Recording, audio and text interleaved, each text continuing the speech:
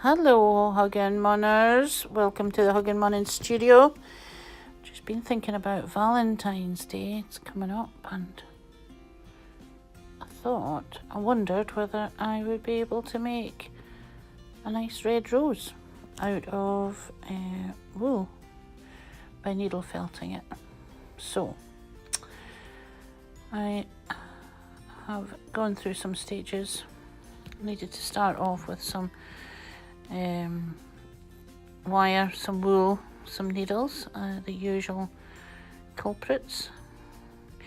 I've used 2 pieces of florist's wire. 1 piece is not strong enough, so 2 pieces of florist wire. Got them all wound together. Like to turn in the ends, or at least one end, the bottom end of the flower.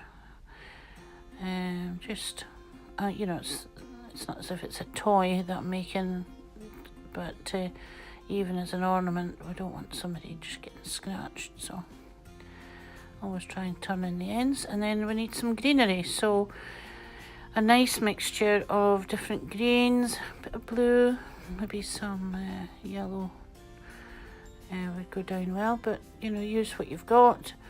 I like to do blending if I can. It gives a bit more depth, a bit more artistic to the finish. So obviously there's this nice bright green, but then blended, a little bit of silk going on there, and some green wool that's got a little bit of foil shine through it, and some blue, and this is it all getting blended. I'm not terribly patient when it comes to blending, but it's kind of handy here because you don't want it to be completely uniform. It's nice to get a bit of texture. And there's the bundles getting laid out for the different leaves. So this is one bundle, and it's going to be the first leaf. But first of all, I'm going to put some wool round that bottom end of the wire, and that will keep it sort of safe, as safe as I can make it anyway. So get that felted on at the bottom.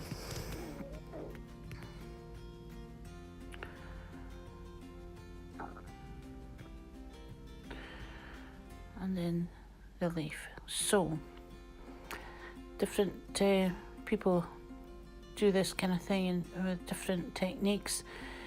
I have chosen to lay the wire down into the wool, and then to gently, with that multi-needle, I am pulling the wool in from the side.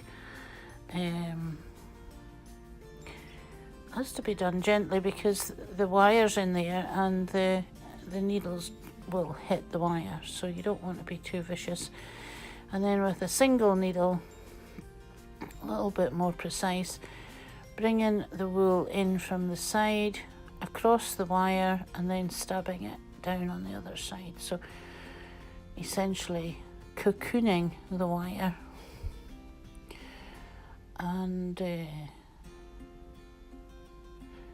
that's that bottom bit where the wire's been turned in, and that tail of wool will get pulled up and wrapped around the wire.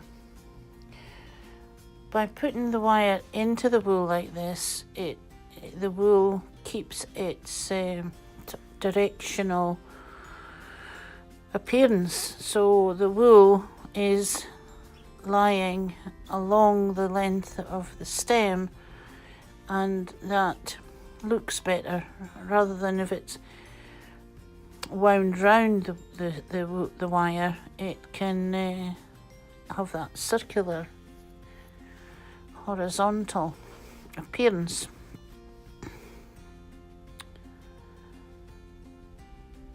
So quite tricky, quite slow and gentle, and lifting the wire off of the foam turning it over, and I've developed a kind of technique of doing a mixture of either pushing that wool back through, or if I feel I've got more wool than I want, I will snip off the wool that's been pushed through. And you'll see me doing that particularly on the leaves, where I start off with an amount of wool, but I'm looking for a very flat, thin thing at the end of it, so you'll see me trimming that off. So there's the stem, quite robust, the wire's safe inside, the wire's completely hidden but still able to do its job. And this is the first leaf now. Getting the leaf started by anchoring the point of it, and just showing you that there's 4 leaves, and then there's the greenery that goes under the flower head, which I'm not sure what that's called, but it's a sort of type of leaves. And so I'm keeping this wool flat, but making it have a sort of a serrated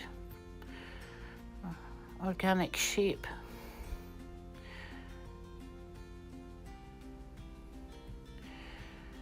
And it's quite fragile at this stage because it's barely hanging together.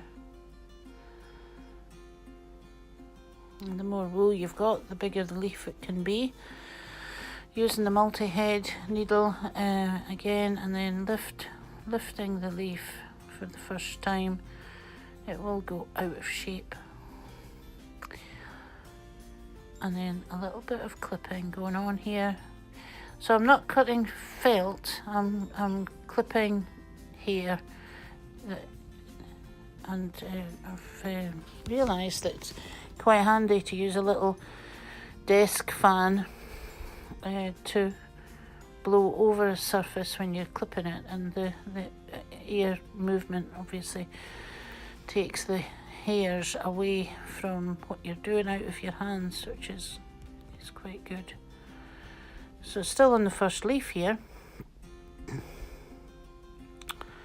turning, clipping, and every time there's some clipping going on, there's less wool in the leaf.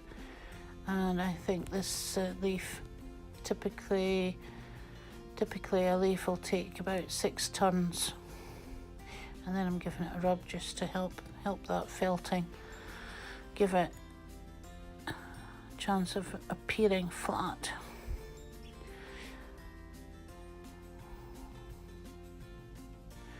There we go, nice flat leaf.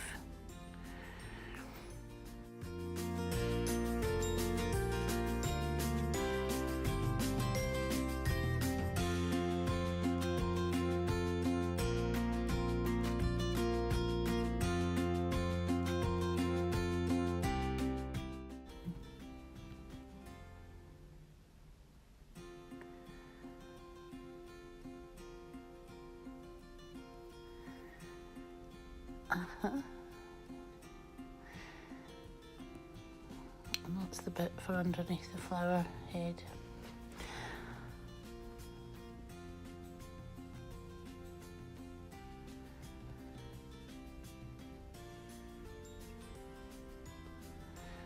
So, leaves,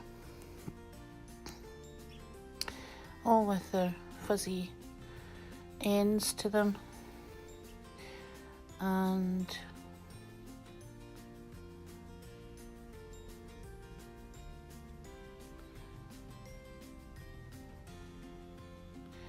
so that's the top of the wire, which didn't get turned over. It's poking it through that greenery, and it then needs to be anchored. So I'm going to use the top of the stem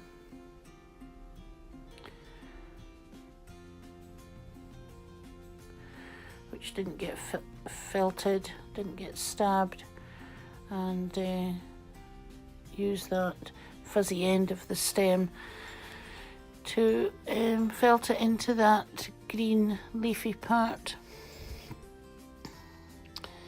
Just spreading it around so that it has got somewhere to go, and so that it keeps a sense of balance. You don't want it to be floppy and letting the head fall.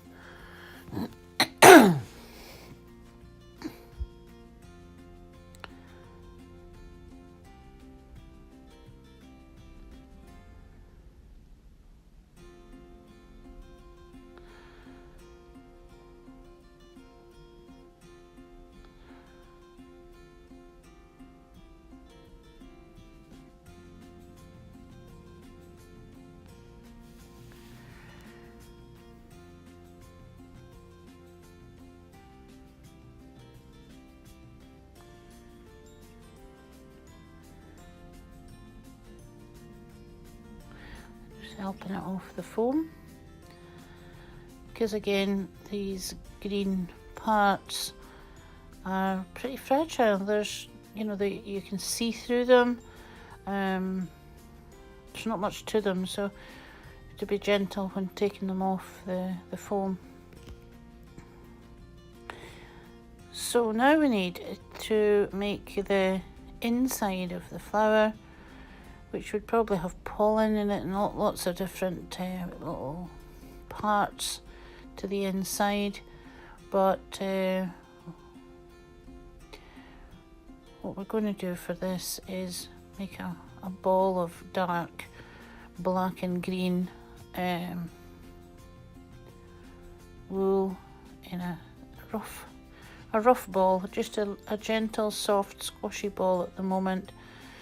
And then I'm going to fold it over the end of the wire that has been poked through the green bit. Then taking the green, the green leaflets out of the way, I'm stabbing that black ball onto the wire and onto itself, securing it down.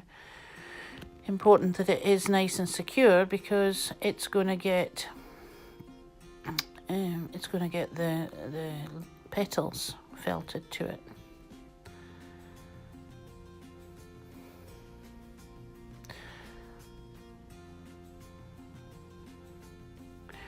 So leaves getting put on, taking the fuzzy ends of the leaves, wrapping the fuzzy bits round the stem and stabbing to secure them, and stabbing the base of the felted leaf into the stem, just enough to make it point upwards. Obviously if the leaf does fall a bit, that's fine, because that just makes it look lovely and natural. And then onto the petals. Well, obviously we can do almost any colour we like, but if it's Valentine's, then it's got to be red for the first couple anyway.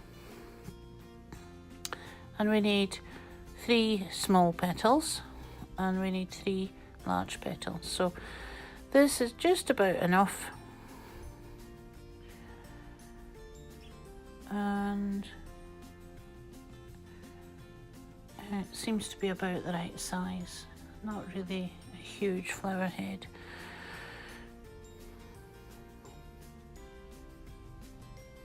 And those are the larger bundles, 3 of each. So tease the strip of wool out a little bit, making it about 4 centimeters wide.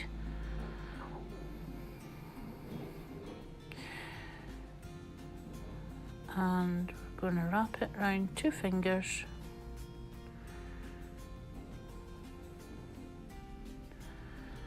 so that we've got 3 to 4 layers of wool. And again, multi-needle, stab quite vigorously this time compared to working on the leaves. Stab one side of the wool, bringing it in so that you've got a V shape starting to form. Quite vigorous stabbing, over stabbing perhaps, and as you're developing the base of the petal.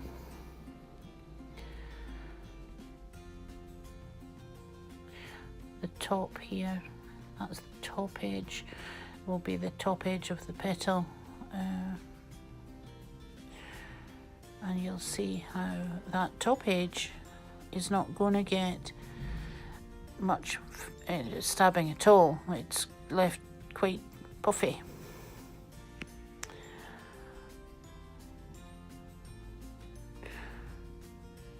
And stabbing into the middle and starting to make it quite flat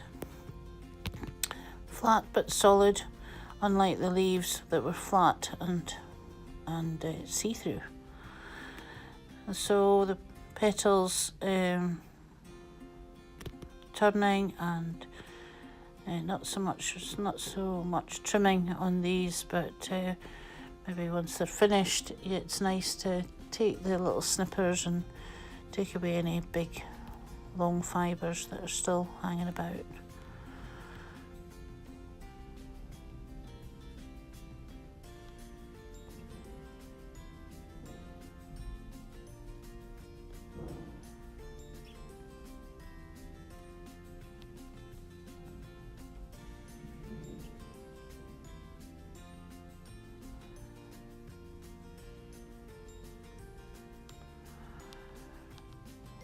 As you can see, the very first one, the edges are quite open.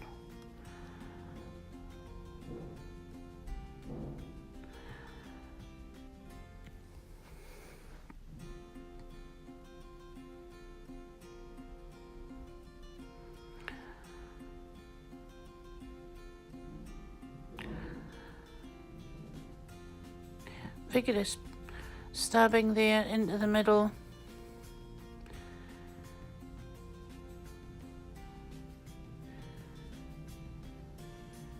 Good few turns. Starting to look quite flat and nice and solid, like a real rose leaf. It's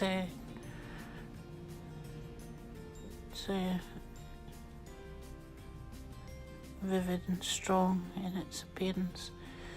And then once we're quite well felted on the petal, if you take it and bend it as you're felting it, you'll develop a curve or a curl, just like that. And obviously that's a realism thing, just to make it as real as possible. And so 5 more petals need to be done, so we end up with 3 small, 3 large, and all, different. They are all slightly different shapes, just as in the real world.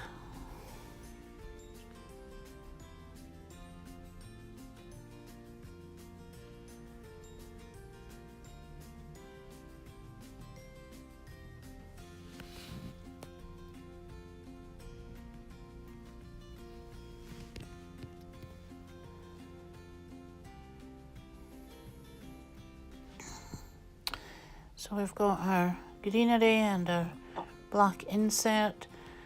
So first of all, we need a small petal, and lining it up against the greenery with its base at the bottom of the black insert, and stabbing well into the black, probably into the green as well.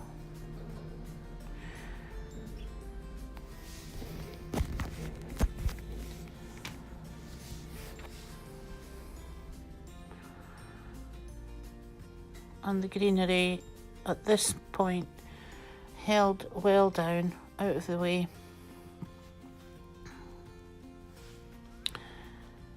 And the petals go on, with the first large one being positioned so that it covers over an overlap in the small ones.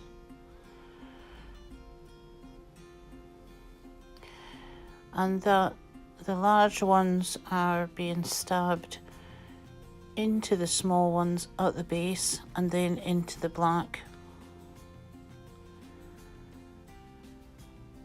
And once the bases of the petals are secure, the petals can then be brought together. A little bit of overlap. It depends on how open you want the finished flower to be. You could pull them together quite tightly and bring the greenery well up on them to make them look like newly opening buds, or you could let them splay well open and almost as if they're at the end of their glory. So here we are, we've got the petals in position. Sense check them, make sure the curving is the way you want it, and then the puffy edge to them, just sense check that, make sure that looks okay. Maybe a little bit of felting on the outer ones would be appropriate. It's all about how it's come together.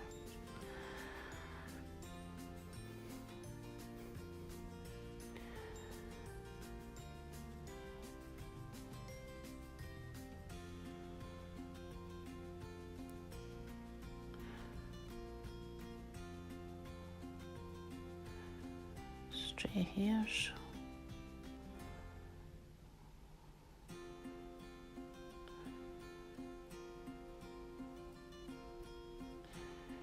And then these green leaflets can finally be pulled down.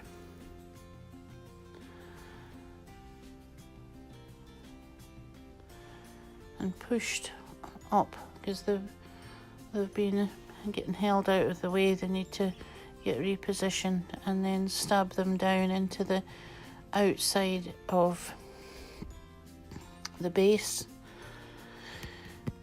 and a little way up, maybe just a centimetre or so up the petals. You certainly don't want to stab them on their full length up the petals. Just a centimetre or so that they can remain loose, and you can then manipulate them. You can make them curl away, and again that gives a natural kind of feel and look to them.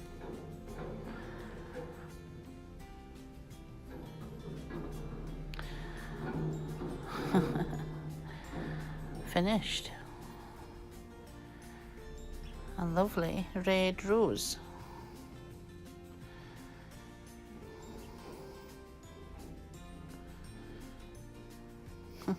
Last forever. A second red rose. Maybe a boy and a girl. Perfect. I hope you've enjoyed listening and watching. Till next time. Thank you.